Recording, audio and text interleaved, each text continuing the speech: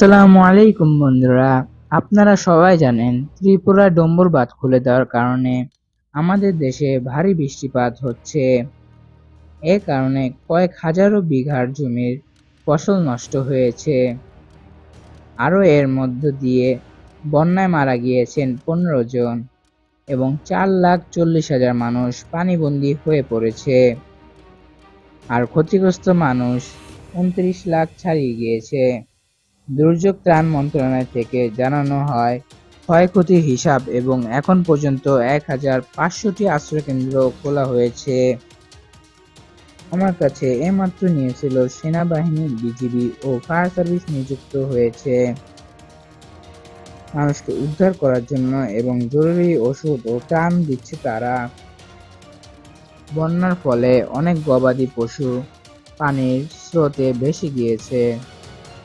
আর এই তীব্র বন্যার কারণে গ্রাম অঞ্চলের স্কুল ও কলেজ বন্ধ করে দেওয়া হয়েছে।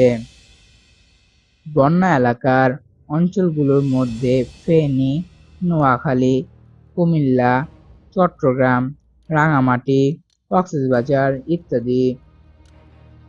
এসব অঞ্চলে বিদ্যুৎ সংযোগ ও যোগাযোগ ব্যবস্থা বন্ধ হয়ে গেছে।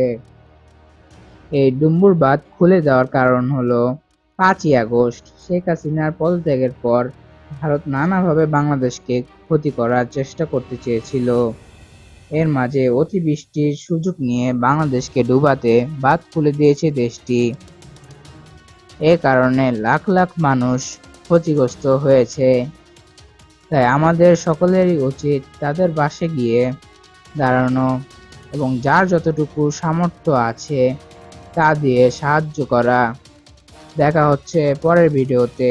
আল্লাহ হাফেজ।